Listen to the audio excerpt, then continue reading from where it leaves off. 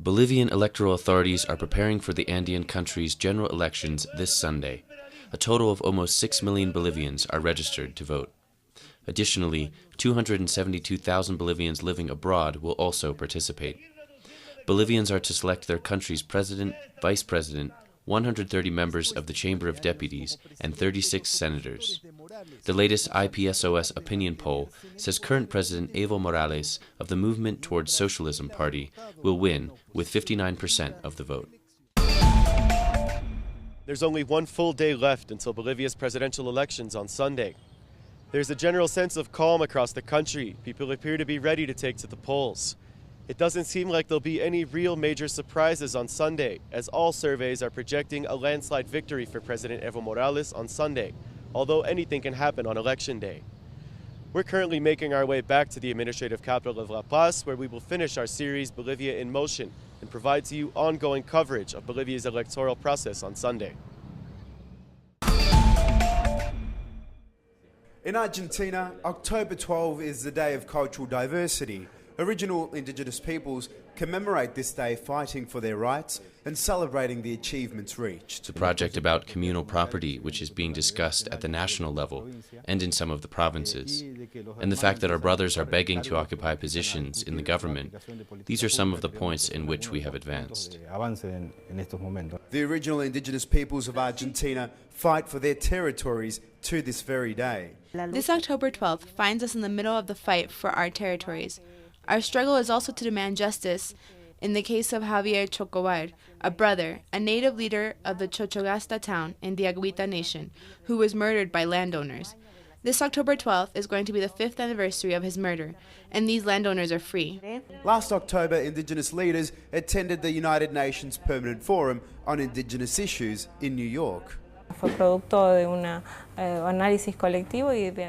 was a consequence of a collective analysis, and was also a synthesis of the struggle that the different organizations have been carrying out, depicting the need of placing into action different rights.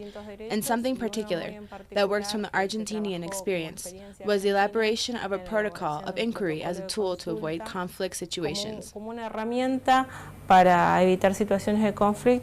The combination of public policy and the efforts of the original indigenous peoples will lead us into a more respectful and fairer society. From Buenos Aires, Leonel Poblete Goduti, Telesur.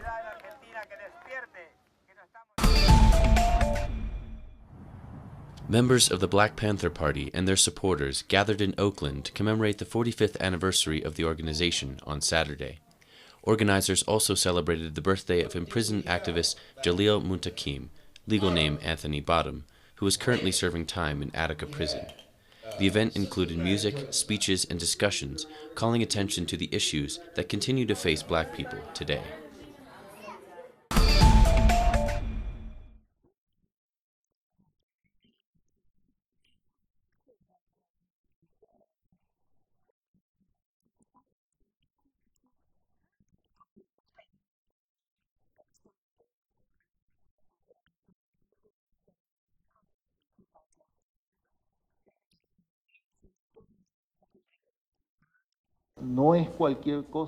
It's a victory, an example, and a breath of life for oil-producing countries like us, who insist on exercising full and sovereign control over our own natural resources.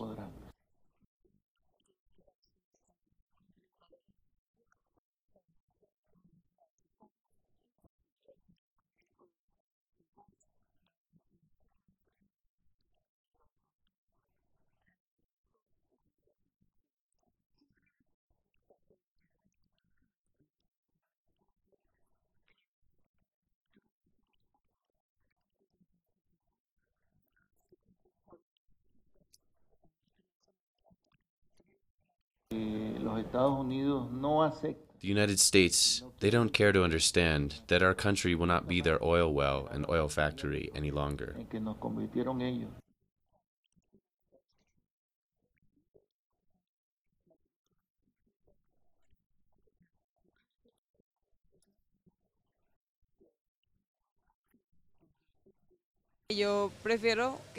Obviously, I prefer it to be in public hands, because that way we all benefit. We've taken another step towards having ownership over our oil, because many years ago, they took our oil for less than a cent.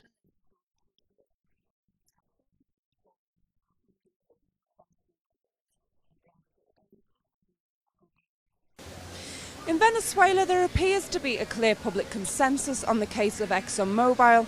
Here, oil is seen as a national resource which should be in the hands of the people, not something to be used for the private gain of a transnational corporation. My name's Rachel Boothroyd, reporting for Telesur from Caracas, Venezuela. On Friday, Brazilian health officials quarantined a 47-year-old Guinean man suspected to have Ebola in Brasilia.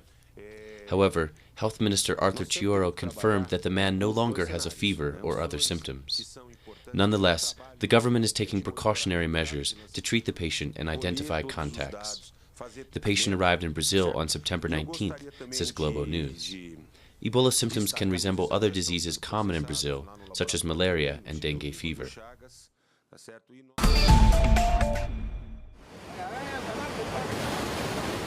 Heavy rains in Nicaragua since Thursday have caused floods and mudslides, damaging almost 10,000 homes. Near Ochomogo River, in the municipality of Rivas, rising water levels have caused many families to leave their homes. Similarly, in Granada, Chinandega, and Rio San Juan, more than 5,800 people have been affected. Meteorologists predict the rain will last through the weekend.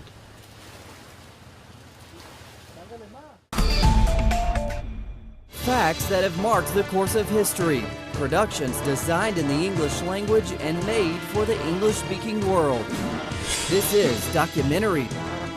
Watch it on telesur.net/English. Telesur, wherever the news, you'll be there.